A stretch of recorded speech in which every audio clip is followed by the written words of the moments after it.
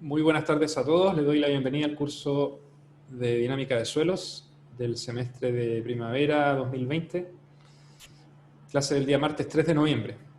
Lo que vamos a hacer el día de hoy para comenzar con la segunda parte de este curso es revisar un poco aspectos más importantes de terremotos y tratar de explicar en forma conceptual a qué se refiere con efectos de sitio, que es de alguna manera el aporte que hacemos desde la ingeniería geotécnica a poder entender los efectos de los terremotos sobre la infraestructura.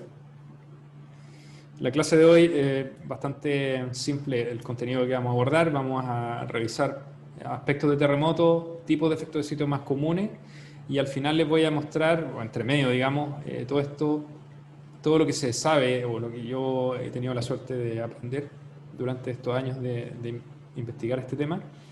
Algunos terremotos particulares, digamos, donde se pueden sacar algunas enseñanzas. Primero que todo, el contexto sismotectónico, digamos, ya todo esto lo deben saber y lo deben haber escuchado un montón de veces. ¿Por qué se producen los terremotos? ¿Cierto? Básicamente da la interacción de las placas que componen la corteza terrestre. Nosotros estamos acostumbrados a escuchar, por ejemplo, la placa de Nazca, que está en el océano, que es la placa oceánica, digamos, y la continental, que es la placa sudamericana. Entonces, la interacción entre estas dos placas, en particular la subducción de la placa de Nazca bajo la sudamericana, es la que, cuando se destraban, producto del movimiento relativo entre ellas, que tiende a existir, es que se generan los terremotos a los que estamos acostumbrados, los grandes terremotos de tipo thrust o de tipo interplaca, como se llama. En ese contacto también, debido a esta concentración de energía, dado la trabazón que existe entre las placas, además de estos terremotos, también se pueden producir terremotos de tipo intraplaca, terremotos de tipo cortical. Esos son como los tres principales grupos de terremotos que ocurren.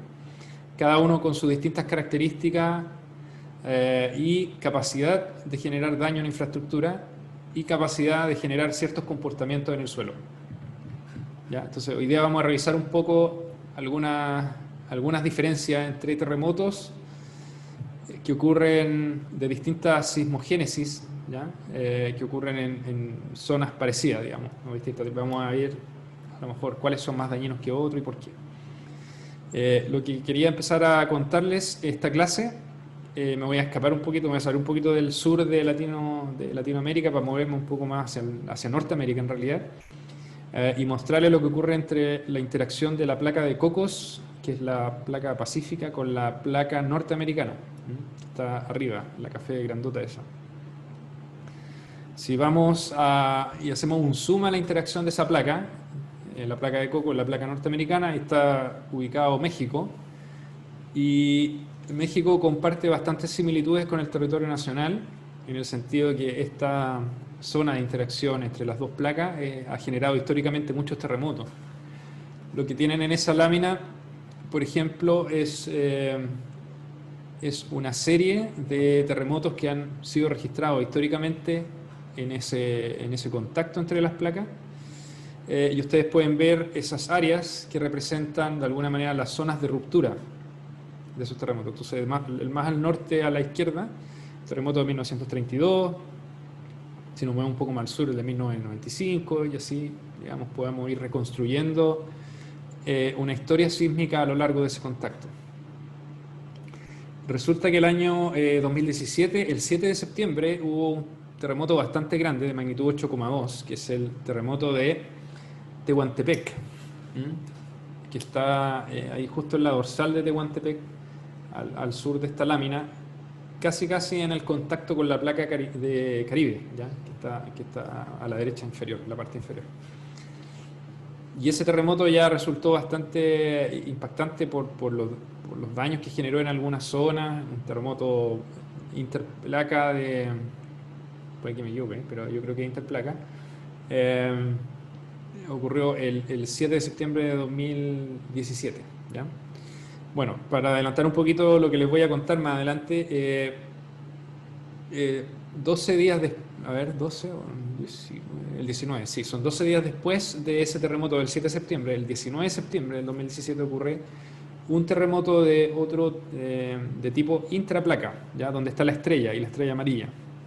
El terremoto de Morelos, Puebla, que está ubicado mucho más cerca de Ciudad de México, donde dice ahí México DF o México DF. Ahí está ubicado Ciudad de México. Está aproximadamente, de eso de estar del orden de 100 kilómetros de Ciudad de México. Fue un terremoto de mucha menor magnitud, pero generó bastante daño en Ciudad de México y en pueblos cercanos. Eso lo vamos a ver más adelante, ¿ya? Lo que quiero que pongan atención ahora es lo que ocurrió con el terremoto de 1985, el terremoto de Michoacán, que fue un terremoto de magnitud 8. Ocurrió un poco después del terremoto de Valparaíso o de Algarrobo de Chile, en las costas, digamos, de la quinta región. Este tuvo una magnitud 8 y fíjense acá, a ver,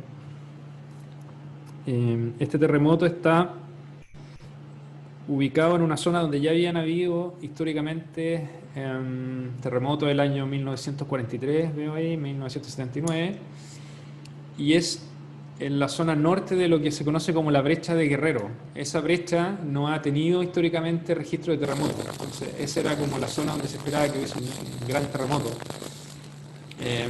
Y me imagino que los sismólogos todavía están esperando que esa zona se rompa en algún momento y genere un super mega terremoto, ¿ya?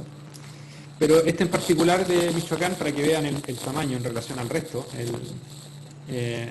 digamos, se activó esa zona en el año 1985 y resulta que ya para ese año en México ya existía una red de acelerógrafos instalada. Entonces había, dada digamos, el tamaño del país, había acelerógrafos que estaban ubicados a distintas distancias desde la costa hasta el interior en Ciudad de México. Entonces lo que les muestro acá es básicamente un esquema de, ustedes ven ahí la placa de Cocos, ¿cierto? Que subducta bajo la placa norteamericana. Está, imagínense que eso de alguna manera es como la costa, ¿cierto? ¿Sí? Hay como un problema de audio. Hay un O sea, se problema de escucha audio. como sin mucha interferencia. ¿Sí? Ya. ¿Qué puedo hacer? ¿Aló? ¿Ahí me escuchan mejor? La verdad es que no, profe, lo escuchamos igual. ¿Se ¿Cuál escucha es un como problema con el micrófono?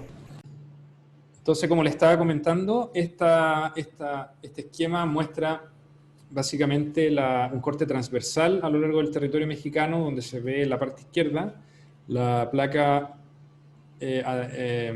oceánica de Cocos que está subductando bajo la norteamericana en este caso.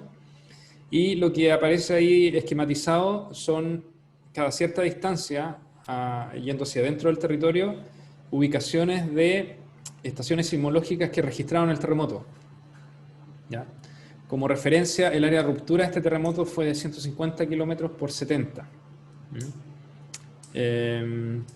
Eso es más o menos lo que equivale un terremoto de esta magnitud en términos de área de ruptura, que eran esas áreas que estaban marcadas en la lámina anterior, ¿no? Con el año. Eso es más o menos la estimación del área de ruptura. Entonces lo que se ve en estos acelerógrafos o en estos registros de aceleración es básicamente la traza que registraron, donde la escala vertical de todos esos registros, son 4 los que aparecen aquí en particular, son todas iguales, 170 gales. Un gal son centímetros partido por segundo cuadrado. Y las escalas de tiempo también son exactamente las mismas. Entonces lo que uno espera naturalmente es que en esa zona donde se produce la ruptura, y voy a volver a mostrar aquí la ruptura del terremoto del 85, se demora un poquito en actualizar. Ya, ahí está. En el fondo esa zona, digamos, esta zona de acá. ¿Sí? Eso es del orden de 150 por 70 kilómetros.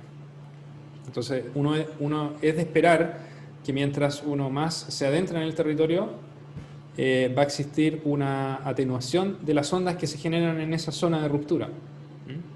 Se genera ruptura, se generan las ondas, estas ondas se propagan por la corteza y a medida que este frente de onda empieza a avanzar, empieza a perder energía por radiación geométrica, por geometría, ¿cierto? Porque O sea, al principio la zona comprometida es pequeña, toda la energía está concentrada en esa área pequeña, ¿eh? Y a medida que el frente crece hay mayor área, mayor volumen que está afecto a este movimiento, por lo tanto cada vez más lejos se va atenuando más el terremoto. El efecto del terremoto en realidad. Entonces lo que uno esperaría es que cuando cuando es capaz de registrar el movimiento fuerte en distintos puntos al interior del territorio, uno esperaría una disminución de la amplitud del movimiento, ¿ya? La lámina se está refrescando lentamente. Ahí apareció. Entonces, en la primera estación donde aparece registro acá es Caleta de Campos. Ahí aparece, digamos, el registro con una amplitud máxima del movimiento fuerte del orden de será unos 160 Gales. Por ahí con una duración del movimiento fuerte de serán unos 60 segundos, un minuto por ahí, ¿cierto?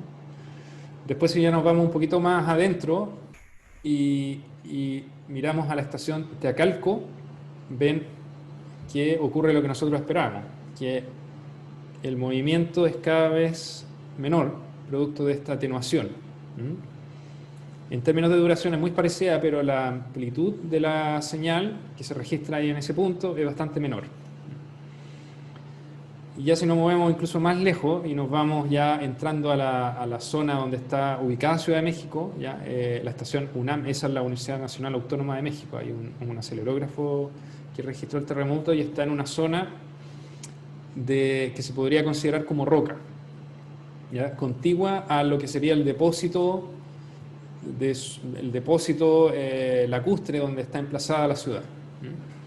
Entonces en esa estación UNAM ustedes ven que la amplitud del movimiento es bastante parecida, sino incluso un poco mayor que el de la estación Teacalco, y se notan algunas características del movimiento en un periodo un poco más largo, por ejemplo, que la estación Caleta de Campos. La estación Caleta de Campos, cuando hablo de alta frecuencia, me refiero a que el registro es muy negrito. Yo no veo ondas así claras, sino que veo una cosa oscura. En cambio, la estación UNAM se ve que hay ahí unas ondas de cierto periodo largo. O sea, incluso si uno lo ve en relación al tiempo, podría incluso estimar, así como al ojo, digamos, un periodo de segundos, ¿cierto? Un segundo quizá, por ahí un segundo y medio. ¿Ya? Entonces ahí aparentemente hay un efecto extraño que a lo mejor no responde a esta lógica de que las ondas sísmicas se van atenuando y el movimiento registrado debería ser menor a medida que me alejo de la zona de ruptura del terremoto. Bueno, para poner esto ya en términos más, digamos, extremos, resulta que ese mismo terremoto fue grabado en una estación que se llama SST, que estaba emplazada directamente sobre el depósito lacustre de Ciudad de México, ¿ya? Y cuando revisaron los registros del movimiento en esa estación, lo que se dieron cuenta era que ahí el movimiento había aumentado casi que más que el movimiento que se había registrado cerca de la costa, en Caleta de Campos, ¿ya? La amplitud del movimiento era bastante considerable. La duración del movimiento fuerte también era bastante más grande, digamos, o sea, desde el momento que llega la onda hasta que se disipa o se atenúa completamente el movimiento, pasan, no sé, 3 veces más que lo que se midió en otras estaciones.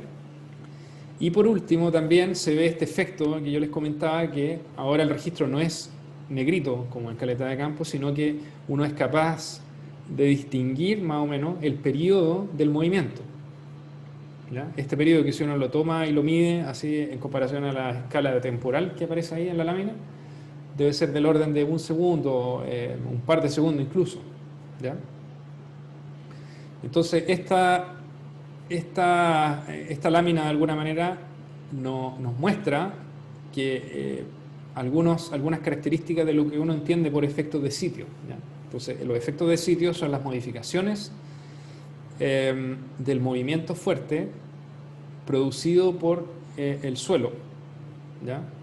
Que se escapan un poco a la atenuación natural que uno esperaría del movimiento sísmico a medida que uno se va alejando de la zona que se rompe durante un terremoto. Y esa modificación del movimiento tiene básicamente o principalmente tres componentes. Una que es el término de la amplificación, ¿ya?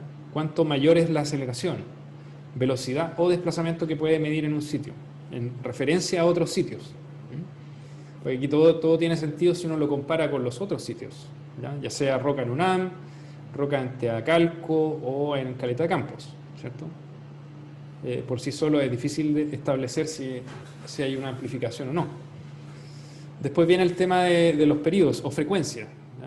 Recuerden ustedes que frecuencia es el inverso del periodo. Entonces aquí lo que se observa en Ciudad de México es un alargamiento del periodo del movimiento.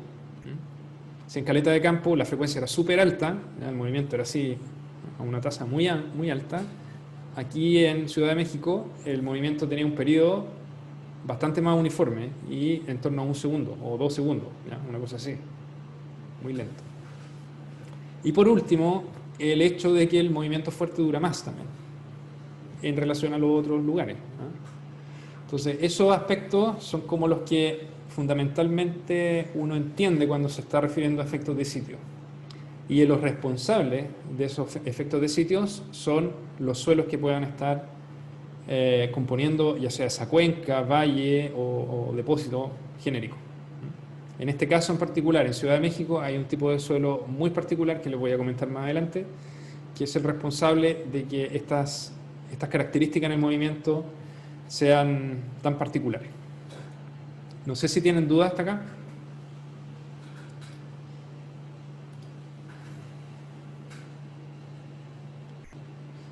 Bueno, este esquema que les muestro acá, que es una modificación de un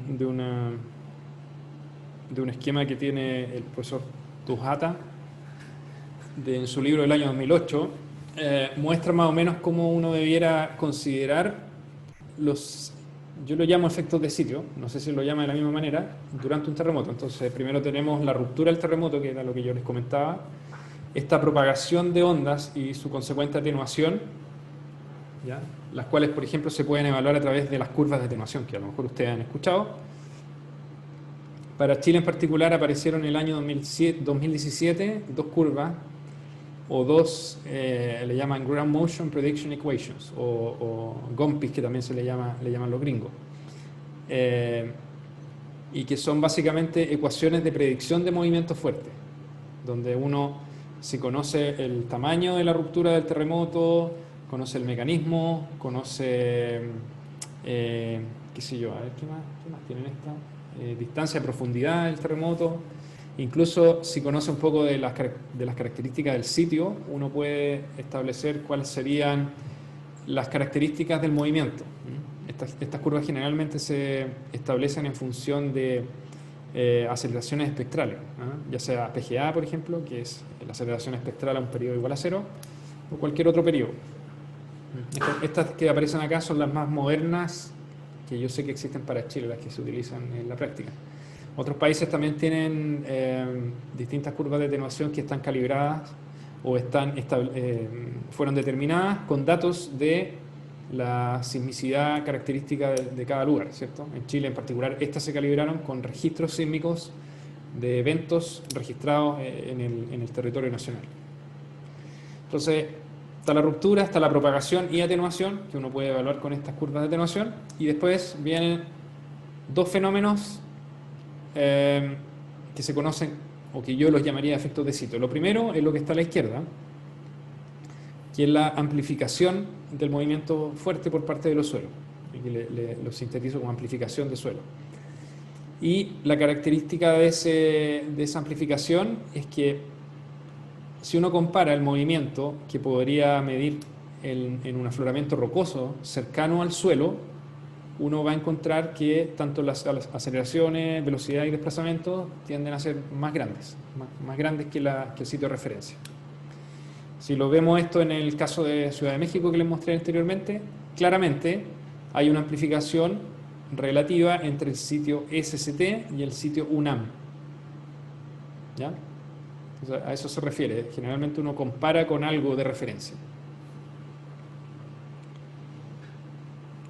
Y vamos a ver más adelante en el curso cómo uno puede evaluar esos efectos. ¿De qué depende?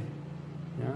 depende de la rigidez del suelo, depende del espesor del depósito, depende de la forma de la cuenca, de la presencia de agua, ¿cierto? Todos esos factores vamos a tratar de irlos analizando a medida que vayamos avanzando en esta parte del curso. ¿Ya?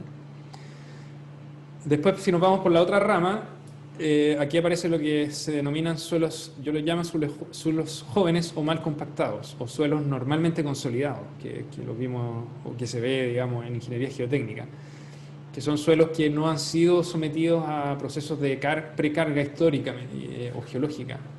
Eso se llama con suelo, yo lo llamo suelo joven. Y el problema de estos suelos es que muchas veces tienden a generar efectos fuertemente no lineales, ¿ya? Además de la amplificación natural que puede sufrir otros tipos de suelo, que son los que están a la izquierda. Y aquí ustedes, me imagino, ya saben mucho de eso. Uno de los efectos más fuertemente no lineales que puede existir es la licuación. La licuación que se da en suelos granulares que están saturados.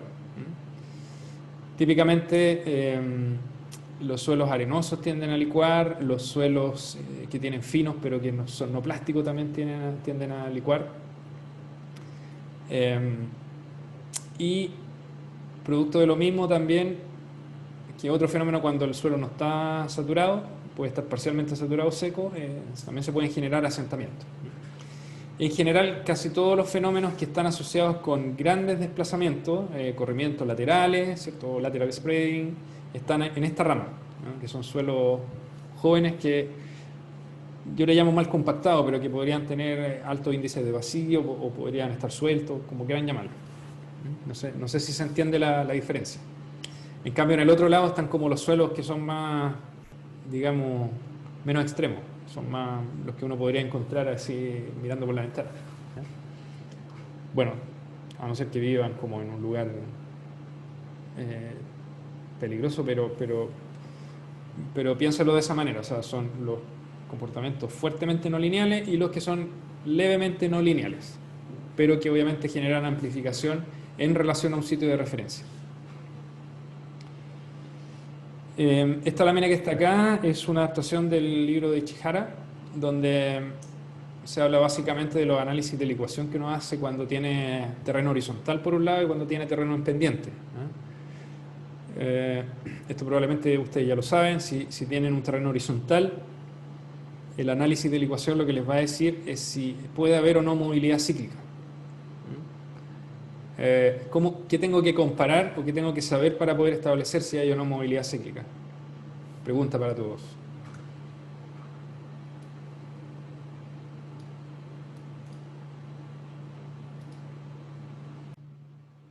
Ya, entonces para poder saber si un depósito de suelo puede experimentar movilidad cíclica, lo que uno hace es calcular el potencial de licuación.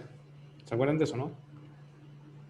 Y el inverso del potencial de licuación es el factor de seguridad de la licuación. ¿Lo vieron? Sí, profesor. ¿Lo vieron, no? Ya, eso tienen que revisarlo porque es fundamental. No pueden... Esta es la lámina general. Profe, ¿puede repetir lo que acaba de decir, por favor? Por supuesto.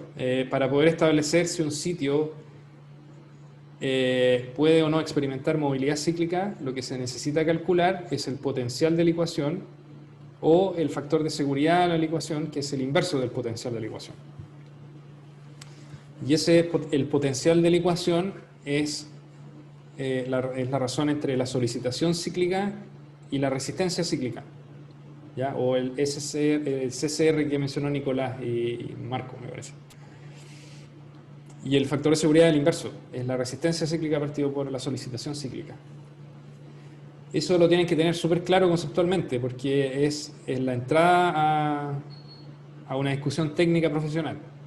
No importa que no sepa los detalles, pero tienen que entender el contexto, ¿ya? Si alguien le pregunta qué es lo que tengo que hacer para que el resto viene después, digamos. O sea, ¿qué influye en la solicitación cíclica? ¿Qué métodos puedo utilizar? ¿Utilizo un método simplificado? ¿Utilizo un modelamiento numérico? Por otro lado, para determinar la resistencia cíclica, ¿qué uso? ¿Ensayos de terreno? ¿Ensayos de laboratorio? Los ensayos de laboratorio dependen de A, B, C, D, E, F, G. Perfecto, pero tienen que entender el concepto global, ¿ya? Así se parte. Si no están entendiendo el concepto global, tienen que preocuparse. No se pierdan en los detalles, no se pierdan con los árboles, no se pierdan el bosque por los árboles. ¿Ya? Entonces, análisis de la ecuación, movilidad cíclica. Si no existe movilidad cíclica, no hay problema. Si hay movilidad cíclica, el problema es los asentamientos post-cíclicos, post-terremoto, digamos.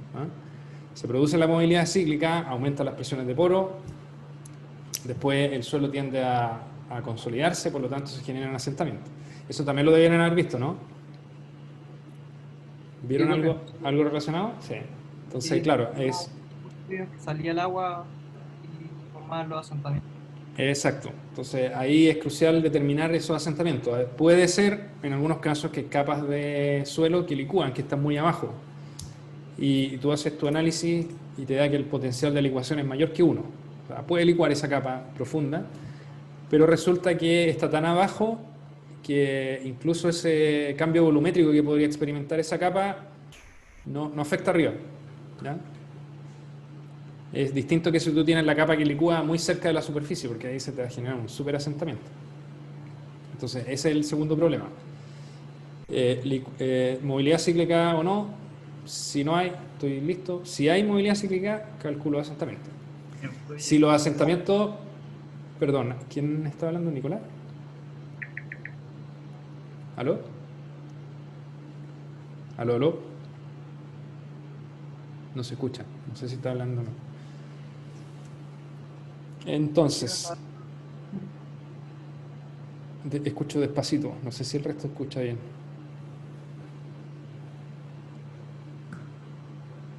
¿Aló? Ya, no sé, levanta, si quiere, puedes levantar la mano y yo te doy la palabra, es que no estoy escuchando ahora lo que están diciendo. Creo que Juan Rivas tiene el micrófono ahí. Ah, Juan Rivas, ya. Juan Rivas, sí, Juan Rivas, ahí lo apago.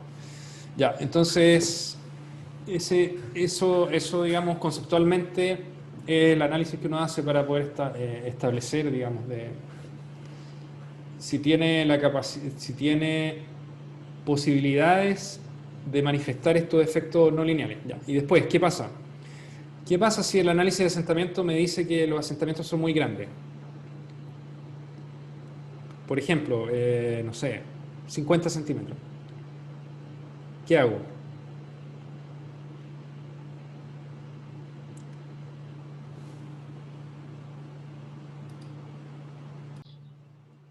Entonces, si yo llegara a establecer a partir de este análisis que existe posibilidad de movilidad cíclica y además eso repercute en asentamiento, yo puedo utilizar un método de mejoramiento.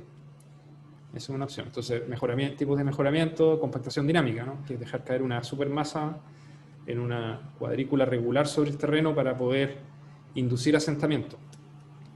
En el fondo, incluso eso puede generar licuación en el terreno. ¿Ya? Y con eso quedan una especie de cráter que se rellena con otro material.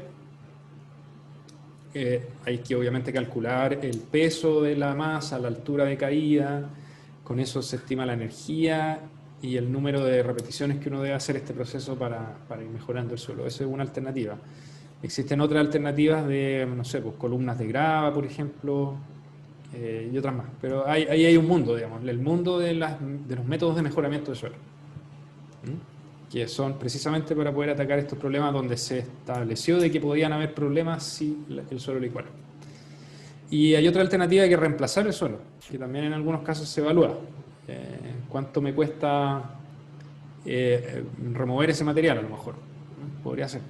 A pesar de que si estamos en presencia de un problema de licuación es más fácil compactar. Si son los suelos más finos, ahí a lo mejor es más difícil compactar así con métodos tradicionales. Y ahí me conviene reemplazarlo, sacar esa capa a lo mejor. Y el análisis económico de uno u otro me va a decir qué técnica es más óptima para el proyecto. ¿Ya? ¿Se entiende? Entonces, nuevamente traten de captar estos conceptos, porque no importa que sepan exactamente todos los detalles, pero deben comprender la lógica. Porque cuando a ustedes lo hagan participar de este tipo de proyectos, tienen que entender, ya, esto se está haciendo por esto. Sí, y en esta parte es donde yo puedo aplicar lo que aprendí en la clase 2 del curso de dinámica de suelo o lo que sea, o la clase 25. ¿Ah? Ahora, si nos pasamos a los terrenos en pendiente, también ahí uno puede hacer un análisis de la ecuación, también entendiendo si hay posibilidad de movilidad cíclica o no. Pero el tema es que cuando tenemos terrenos en pendiente hay una componente de corte estática aplicada más allá del geostático, ¿ya? Que puede hacer que esto, eventualmente cuando se acaba el movimiento sísmico, el suelo pueda responder en forma no drenada y correrse, generar corrimientos laterales. Y eso ahí, me parece que Luis habló de eso, de determinación de resistencias no drenadas, ¿no? Que es la resistencia que manifiesta el suelo después de que, a lo mejor, después de un terremoto, se generaron excesos de presión de poro, que hicieron que el suelo se comportara en forma no drenada. Y dado que está en una condición muy suelta, su resistencia no drenada es mucho menor que el corte estático al que está siendo sometido, ¿no? Entonces, si ese fuera el caso, si uno hiciera un análisis de estabilidad postsísmica que sale ahí, con una resistencia no drenada, podría eventualmente encontrar que el material es susceptible a experimentar una falla de flujo, ¿ya? Pero si hiciera ese análisis y se da cuenta de que no necesariamente puede haber falla de flujo, de todas maneras tiene que verificar los desplazamientos, porque las fallas de flujo son catastróficas. El suelo en esos casos pierde casi completamente su resistencia al corte, pero puede haber casos en que no pierda completamente su resistencia al corte, pero puede tener grandes deformaciones o deformaciones que no son admisibles para la estructura, ¿ya? Entonces, en ambos casos hay que hacer una verificación adicional. Estos tipos de análisis,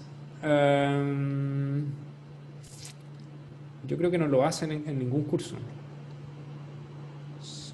Y no sé si incluso puedan llegar a determinar si es que hay... No se hace en ningún curso, pero es bastante simple si uno utiliza, por ejemplo, metodologías tipo equilibrio límite. Equilibrio límite postsísmico, que en el fondo es reducir los parámetros resistentes al corte de los materiales. Y los análisis de desplazamiento generalmente se hacen con modelación numérica, con software de elementos finitos, diferencias finitas. Entonces ya ahí es un poquito más complicado. Pero también ahí lo importante es que ustedes sepan poner este marco mental, digamos, y saber dónde, pedir qué análisis.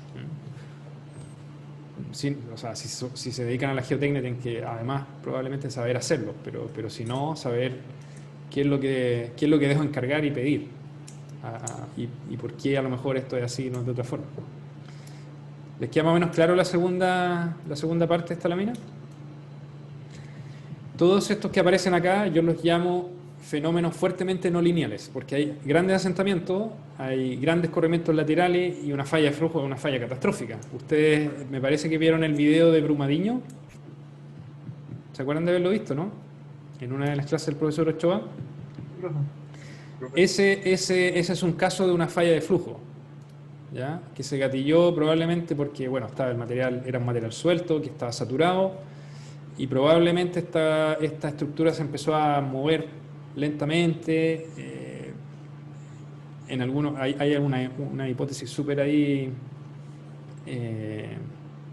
súper bonita, referente a que habían materiales cementantes que empezaron a disolverse, una cosa así, digamos, súper detallada, digamos, que en el fondo justificaba que el material exhibiera un comportamiento contractivo, ¿no? Entonces, como estaba sometido a un esfuerzo de corte más o menos importante, dado que esto era un talud grande, si lo miran así como una estructura conocida, digamos, es un gran talud que manifestó su resistencia no drenada. Entonces, una vez que esta cuestión se deformó, ya no pudo parar, se deforma y el material prácticamente se fluidiza y es capaz de avanzar muchos kilómetros, arrasando todo a su paso. Entonces, a eso me refiero con fenómenos fuertemente no lineales. Este fue súper catastrófico porque la pendiente que tenía el depósito era muy alta. Entonces, claro, para estabilizar eso, con la resistencia baja del material, es muy difícil. Entonces, todo esto fluye muy, muy, muy fuertemente no lineal.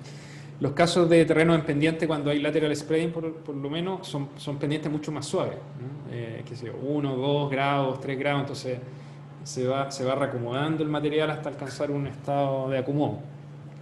No necesariamente estas grandes deformaciones, pero sí mucho más grandes que la que uno podría tener si sigue el camino de la izquierda de este diagrama, donde todo se mueve, digamos, se mueve harto a lo mejor, pero queda relativamente en la misma posición que estaba originalmente. Los suelos jóvenes se corren para allá, se asientan, son otro tipo de cosas. Lo que me voy a referir ahora es un poco a una combinación. Voy a hablar primero de amplificación y después voy a hablar de no linealidades, ¿ya? Entonces, para eso vamos a estudiar un poquito el terremoto del 2010, Maule, un terremoto de magnitud 8,8, zona de ruptura 150 kilómetros por 500 de norte-sur, 150 kilómetros este-oeste, 500 kilómetros norte-sur. El terremoto de Michoacán del año 1985 en México tuvo un largo de 150 kilómetros y un ancho de 70. Entonces es como, si hiciera el monito aquí, sería como esto. ¿Sí? Y ese era un magnitud 8, creo. Sí, un magnitud 8. Este 8 debe ser 5 o 6 veces más grande en términos de área de ruptura. Lo que aparece ahí como estas áreas achuradas de distintos colores representan las zonas de ruptura propuestas por distintos investigadores, ¿ya? Entonces la verde, por ejemplo, que está ahí arriba, que se nota más marcada, esa es la propuesta por, y aquí no me sé las abreviaciones, dice YUE. El celeste de ser Viñi, es el único que conozco más o menos de memoria. Está ahí las iniciales del autor del paper, el primer autor, y el año 2013, 14, 2010, 11, 10, 10. Entonces cada uno de estos autores propone una zona de ruptura a partir de distintos tipos de información sismológica. Muchas veces se hacen inversiones, si uno conoce los registros sísmicos puede inferir más o menos cómo es la ruptura del terremoto. No todas son iguales, naturalmente, pero si uno las enmarca más o menos en este rectángulo, puede llegar a la conclusión de que la zona comprometida en la ruptura es de ese orden, ¿no? 150 kilómetros de este-oeste por 500 kilómetros de largo. Y la ciudad de Concepción, naturalmente, está justo ahí metida en la zona de ruptura, un poco más al sur de lo que se conoce como epicentro del terremoto, y la ciudad de Valparaíso y Santiago están más al norte.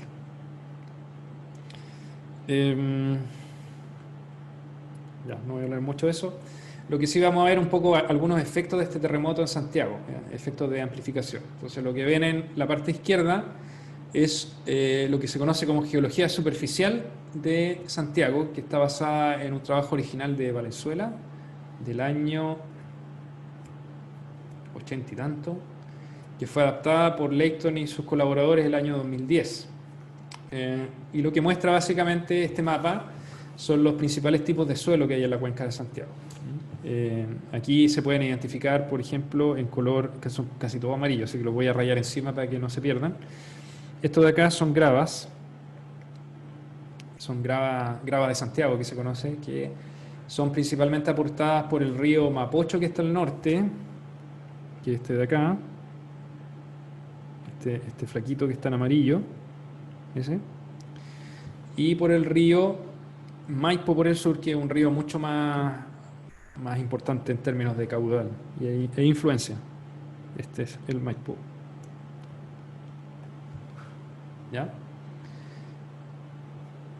Para que tengan una idea más o menos, ahí aparece una lengüeta como en naranjo, que son materiales aluviales provenientes de la cordillera. Y esa, fíjense que es una especie de cono que se forma hacia el oeste y tiene una lengüeta, una especie de lengüeta. Entonces, todo lo que está al sur de esa lengüeta corresponde de alguna manera a los depósitos del Maipo, a los depósitos que al salir, digamos, se forma así una especie de domo, y lo que está al norte de esa lengüeta es lo que corresponde al río Mapocho. Entonces, se nota que la influencia del río Maipo es mucho más importante que la del Mapocho. Después tenemos en color lila depósitos ignimbríticos o ignimbritas. las ignimbritas, que son también conocidas como pumicitas, en los sectores de Pudahuel, Quinta Normal, ¿qué más hay por ahí? Renca probablemente alcance un poco de eso. Maipú también tiene un poquito de ignimbritas, ¿ya? Y lo que está en café en la zona norte son suelos finos del norte. Suelos finos. Y esos son más o menos los principales tipos de suelo que hay en la cuenca. Entonces, las gravas que están en amarillo, yo diría que dominan desde casi la superficie hasta el basamento rocoso. Lo mismo con los suelos finos. En el norte hay una zona de interacción entre las gravas y el suelo fino, ahí en la zona de Independencia, ¿cierto? Qué sé yo, Independencia, Recoleta probablemente, Santiago, Estación Central, Quinta Normal, que son comunas que están entre el Cerro Renca, que está acá, y el Cerro San Cristóbal. ¿Ya? Ahí está toda la interacción de estos depósitos. No es tan claro que haya uno u otro dominando, sino que están ahí incluso intercalados. Pero después, si nos vamos a las ignimbritas, por ejemplo, esos depósitos de ignimbritas son más superficiales. Pueden tener hasta 50 metros de potencia y de ahí para abajo pueden tener suelos finos o gravas, ¿eh? Son más superficiales. Bueno, entonces ya habiendo entendido que en Santiago mismo existe esta heterogeneidad de materiales, entonces la pregunta es ¿qué ocurrió para el terremoto del 2010? Y lo que se muestran aquí son casos de estructuras que fueron dañadas para el terremoto. La primera de ellas, la ciudad empresarial, que es un complejo de edificios de oficina que está justo al costado del Cerro San Cristóbal. Corresponde a este triángulo de aquí, que estoy marcando con un check. Y lo que se vio ahí fue bastantes edificios irregulares que resultaron con bastante daño. Después el segundo ejemplo es el Paso Lo Echevert, que corresponde a una serie de pasos sobre nivel que fueron afectados, que estaban construidos siguiendo la Américo Vespucio, ¿no? Que son estos de acá. Eso estoy chequeando, que están en rojo también en la parte norte. Características importantes de todos esos sitios es que están ubicados en suelos finos del norte, ¿ya? Fíjense que de los ejemplos que mostré acá, digamos, lo elegí de esa manera porque en gravas no hubo, digamos, daño, pero no tan considerable como estos que muestro acá. Y en Maipú, en la comuna de Maipú, está este edificio Don Tristán, que fue uno de los que se podría decir que colapsó durante el terremoto, que es este triángulo que está por acá, al lado de la ignimbrita. Ahí apareció chequeado. Entonces todos estos ejemplos son de alguna manera los más significativos daños que se manifestaron para el terremoto del 2010 en Santiago. Hay muchos más daños, sin duda, en distintas comunas. De hecho, en la parte de la lengüeta aluvial también hay hartos edificios que fueron afectados, y otro tipo de estructuras de menor altura. Si uno hace el mapa de todas las zonas de daño, va a encontrar que hay una mancha negra bastante grande, pero estos de acá como que fueron los más importantes por la magnitud del colapso. Es colapso más bien, ¿ya? Los otros a lo mejor podrían ser daños, estos son más considerables como colapso. Y lo que se muestra en azul es la ubicación de estaciones sismológicas que registraron el terremoto. Entonces lo que les muestro en la lámina posterior son los registros de aceleración de cada una de esas estaciones, donde el registro superior corresponde a la estación Santiago Centro, señalada con el nombre SAN a la izquierda. La que está al medio es la estación de Maipú, que está sobre la Pumicita, y al sur está la estación Antumapo, ¿ya? Y lo que se señala en esa lámina es la aceleración máxima que se registró en cada una de estas estaciones. Si miramos la estación Antumapo, que está en el sur, sobre Grava de Santiago, la aceleración máxima registrada fue 0,27 G. Muy parecida a la aceleración que se registró en la estación Santiago Centro, en su componente oeste también, 0,31 G. Si miramos ahora el registro de la comuna de Maipú, vemos que la aceleración máxima que se registró en ese sitio es mucho mayor, de 0,56 G. ¿Ya? Entonces parece ser que con estos pocos registros que se tenían para el terremoto, hay otros más, ¿ya? Pero aquí solamente puse algunos seleccionados, se tienen distintos tipos de amplificación para un terremoto, producto aparentemente de los suelos más superficiales que hay de la geología superficial en la cual están emplazadas estas estaciones. ¿Ya? Si ustedes hacen memoria y van a la primera parte de la presentación donde yo les muestro el caso extremo de Ciudad de México, donde no solamente se produce un aumento de la amplitud, sino que también se produce un cambio considerable en el periodo de la señal y en la duración. Esas características no se ven tan enfatizadas en estos ejemplos. Fíjense que los movimientos fuertes son casi parecidos en todas las estaciones. La única diferencia es la amplitud nomás, ¿no? Los periodos sufren algún tipo de cambio, pero no es tan notorio como en el caso de Ciudad de México. Desafortunadamente, para este terremoto no habían estaciones sismológicas instaladas en suelos finos, en el norte, no había nada. Casi todo lo que es lo que está acá, más alguna otra estación por ahí en grava, una estación que está metida en suelo aluvial, en Peñalolén me parece, pero nada en un suelo que sea totalmente distinto a lo que están acá. No sé si tienen preguntas hasta acá.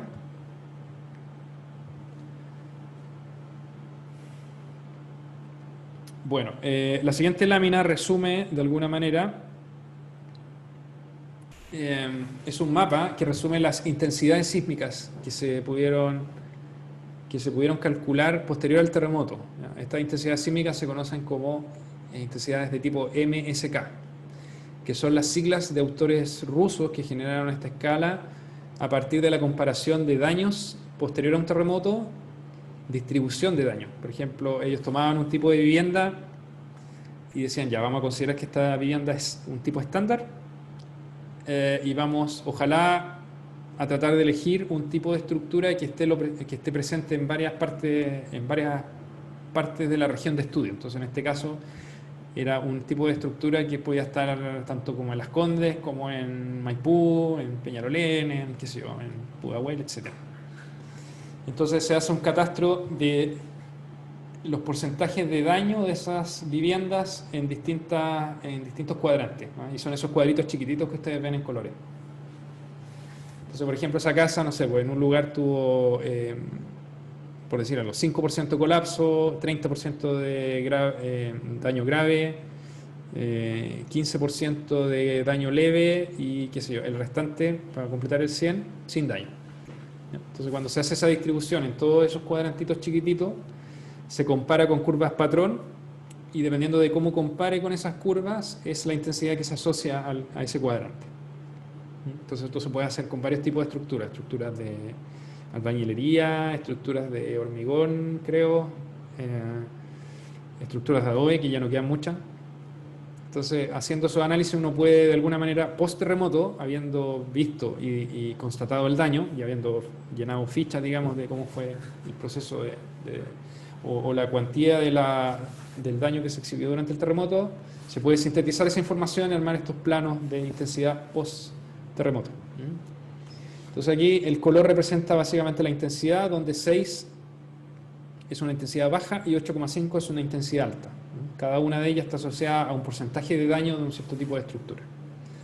Ahora, lo interesante es que esta información se puede comparar entre sí, es decir, yo puedo analizar estructuras de hormigón y de albañilería, y la gracia es que, independiente de cuál analice, yo debería llegar a la misma conclusión en términos de intensidad, si utilizo apropiadamente las curvas patrón con las cuales comparo, ¿no? Entonces, se pueden mezclar tipos de estructura, etc. Y lo que nos muestra básicamente este gráfico es cómo se distribuye el daño en Santiago para el terremoto del 2010. Entonces, si nos vamos, por ejemplo, a los casos extremos, donde la intensidad 6 es la menor, vemos que casi todo está concentrado en la zona oriente. La zona oriente, eso debe ser, qué sé yo, Vitacura, Las Condes, ¿cierto? Un poco de Lo Barnechea, quizá. Poco daño. Poco daño también, entendiendo que ahí está la desembocadura en el valle, digamos, del río Mapocho, ¿no? Se espera que haya mucha grava del Mapocho ahí. Si nos vamos después al siguiente color, que es el verde, intensidad 6,5, vemos que eso está principalmente ubicado en la zona sur de Santiago, ¿ya? Eso debe ser La Florida, Puente Alto, La Pintana, probablemente. Entonces ahí, verde también, que debiera ser más o menos relacionado con los depósitos del Maipo. Ya si nos metemos en los colores amarillo y naranjo, empezamos a ver que ya la zona central, ahí empieza a haber más daño. Y si nos pasamos a los rojos, vemos que casi todos los rojos y naranjos están ubicados más hacia el norte, ¿no? Más hacia el Cerro Renca, por ejemplo. Entonces también aparentemente debiera haber una correlación entre el tipo de suelo con además de la respuesta instrumental que vimos anteriormente, que eran aceleraciones, también parece ser que hay una correlación en cómo se comporta el suelo y el tipo de suelo que haya en el sector con el tipo de daño que se puede experimentar o el tipo de daño que pueda ejercer ese movimiento, digamos, sobre la estructura, sobre la infraestructura civil, ¿ya? También hay una correlación de ese tipo. Como referencia ahí puse también los valores de aceleración máxima, no sé si lo alcanzan a ver. Está en la pumicita 0.56G, que ya lo vimos, al sur está el 0.27G. Hay 0.31 ahí repetido en la parte central, 0.3, 0.24, 0.34, 0.17. Entonces fíjense que la que presentó mayor aceleraciones de todas esas fue la estación de Maipú, ¿no? Que está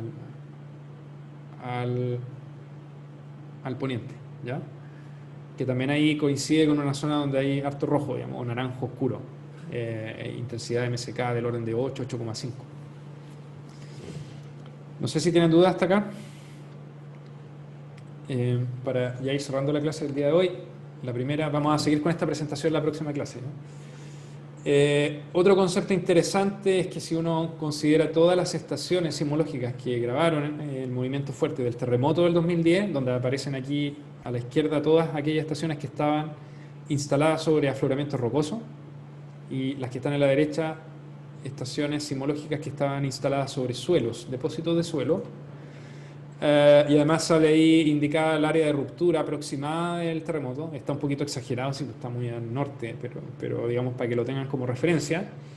Si ustedes empiezan a comparar los valores de aceleración máxima que están reportados en esa burbujita, van a ver que claramente todas las aceleraciones de la estación en roca son, en casi todos los casos, menores que las que se reportaron en suelo a la derecha, ¿ya?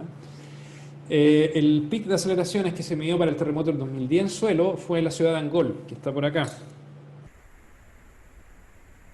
¿Ya? Angol registró una aceleración máxima de 0,94 G en la norte-sur y 0,7 en la este-oeste.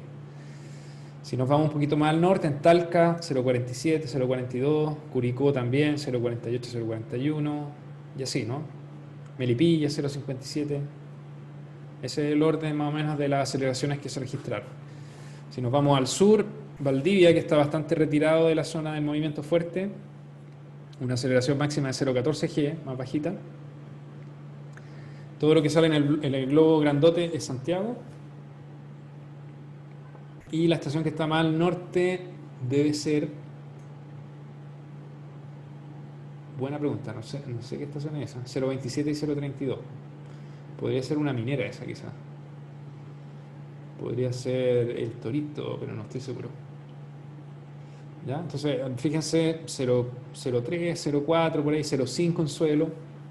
Si lo comparamos eso con roca, las aceleraciones en roca son mucho menores, ¿no? 0,14, 0,19, 0,2, 0,32 en Santiago, una, que me parece que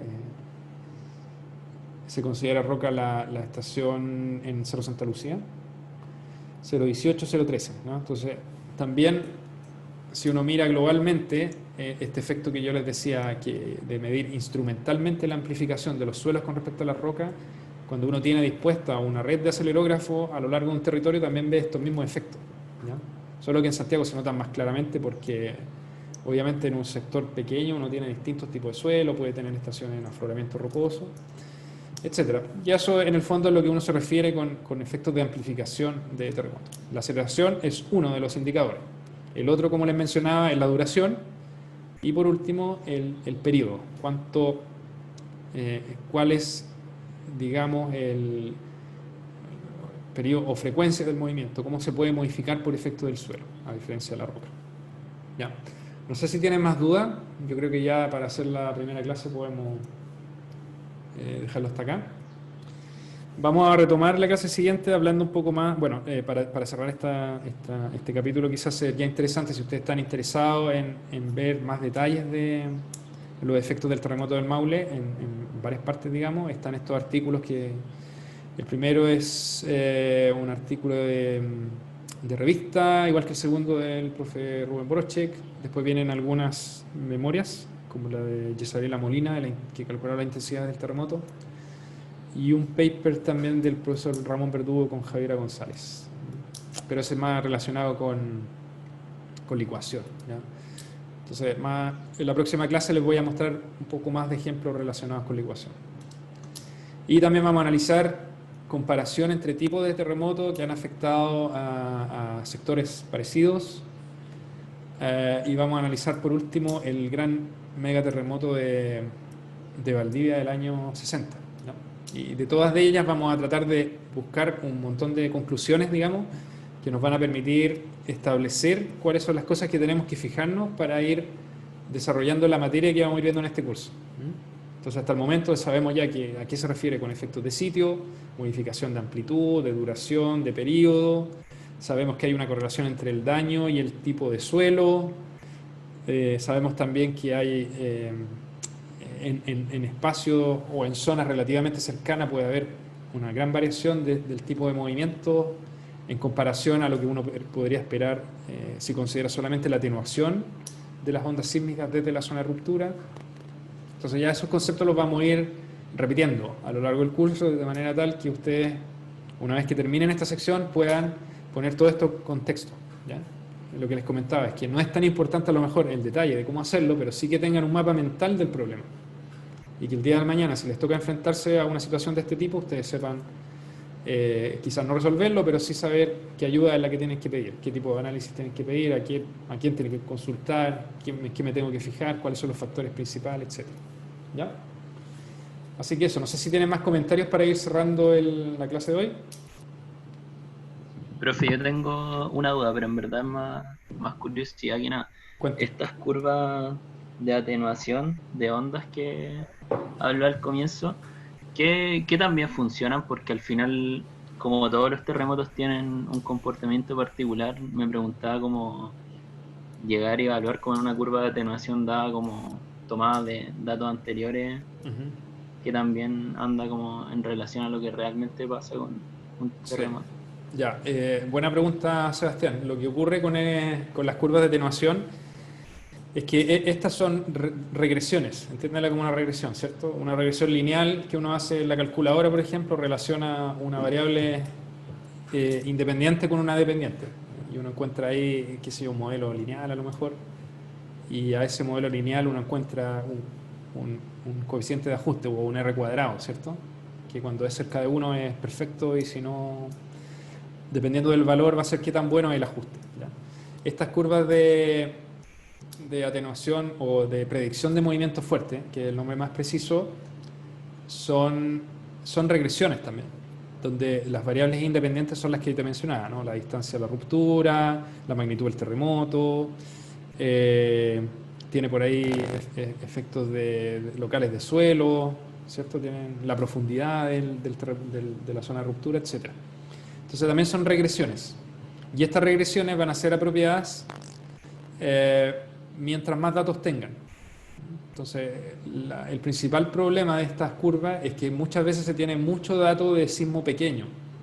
Pequeño quiere decir de magnitudes bajas, de magnitudes, qué sé yo, 5 hasta, qué sé yo, 7. Entonces hay mucho dato en ese rango de magnitudes, pero cuando ya nos pasamos a magnitudes mayores, hay mucho menos datos.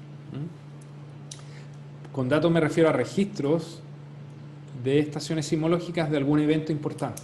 Entonces, por ejemplo, aquí vimos en esta lámina anterior que para el terremoto del 2010 debe haber habido, no sé exactamente cuántos registros, pero del orden de 20 por ahí. Entonces son 20 puntos en esta regresión. Si nos vamos a terremotos de magnitud 6, en el territorio nacional deben haber, no sé, miles de datos, miles de registros de ese tipo de terremotos. Entonces siempre van a estar estas curvas de predicción o modelos de predicción de movimiento fuerte van a estar un poco más sesgados por el tipo de registro que se tenga, ¿ya? Entonces, naturalmente se van alimentando de registros de terremotos grandes. Y esos terremotos generalmente responden a una sismogénesis local. O sea, es difícil, por ejemplo, adoptar curvas de ese tipo para terremotos, no sé, de Estados Unidos, de Japón, ¿ya? Porque los tipos de terremotos pueden ser parecidos, pero tienen algunas diferencias que no son directamente extrapolables al caso nacional. Entonces siempre las bases de datos chilenas que se están construyendo en forma bastante sistemática y robusta a partir de, qué sé yo, diría con bastante fuerza a partir de años atrás, por ejemplo, ¿no? Antes de eso había mucho menos registros y se hacían curvas de atenuación de forma convencional, pero claro, los ajustes no eran tan buenos, ahora ya se está mejorando un poco y cada vez que pasa el tiempo y se tengan más registros de terremotos, estos modelos van a poder predecir de mejor manera o de forma más realista, digamos, lo que podría ocurrir. Entonces sí, existe un sesgo. Estas curvas además no tienen solamente el valor medio, sino que también tienen desviaciones estándar. Entonces muchas veces uno no trabaja con el caso medio, sino que pone ya la media para este caso más una desviación estándar o lo que sea. Entonces también tiene que adoptar para poder utilizarla un enfoque más probabilístico, entendiendo que hay variabilidad en muchos aspectos de su determinación. Entonces hay varias cosas que uno tiene que empezar a cambiar en la forma como aproxima los problemas cuando empieza a utilizar datos y aproximaciones, regresiones que pueden tener cierta incertidumbre, ¿ya? No sé si tienen más dudas, ¿sí? Yo tengo una consulta. Vale, profe. Respecto a lo que nos está mencionando ahora, me causa mucha curiosidad el tema de que, por ejemplo, yo estoy en inmobiliaria, en una constructora, voy a hacer un edificio. Yo en general no hago tanto este análisis, sino que más bien me enfoco en lo que es el decreto supremo 61, veo el tipo de suelo, hago mi análisis, o sea, mi exploración geotécnica y listo, ocupo espectro de diseño y tengo una aceleración, un PGA. Entonces, ¿cómo conecto el tema de hacer un diseño sísmico en sí con todo este análisis que nos está presentando y que nos va a mostrar en este módulo? Claro. Sí, Nicolás, vamos a ver más adelante aspectos particulares de normativa, digamos, porque como tú dices, el 95% de los casos probablemente lo que uno necesite para poder estimar espectros de diseño es la caracterización del sitio, ir a la norma, encontrar el espectro y con ese diseña, ¿cierto? Ese camino que mencionamos ahí sería un caso particular de esta ruta que voy a dibujar acá. Ruptura del terremoto, propagación de onda, amplificación de suelo, ¿cierto? Y por acá. Es el caso... todavía no se actualiza, espérate que va como en la lámina 10 y yo estoy en la 5. ¿Ya? Pero de ese diagrama básicamente toda la rama de la izquierda, que es la mayoría de los casos a los cuales uno se ve enfrentado. Los casos interesantes están también por esa rama, pero a lo mejor son proyectos que requieren una estimación de la amenaza sísmica un poco más detallada que la que ofrece la norma, ¿ya? No basta con a lo mejor establecer los espectros de diseño de norma, sino que uno tiene que establecer un espectro particular para un periodo de retorno quizás más extenso que el que propone la norma. A lo mejor tiene que, primero que todo, hacer un análisis de amenaza sísmica o peligro sísmico, ¿ya? Y para poder hacer ese análisis de peligro sísmico yo necesito tener toda esta herramienta, tanto determinísticas como probabilísticas. Entonces, claro, hay un montón de proyectos, qué sé yo, puertos, proyectos mineros, proyectos a lo mejor inmobiliarios mega grandes, digamos, qué sé yo, Costanera probablemente hubo un análisis especial ahí de verificación de ese tipo, donde yo necesito, además de conocer lo que se utiliza por normativa en forma estándar, análisis que son un poquito más complejos que eso.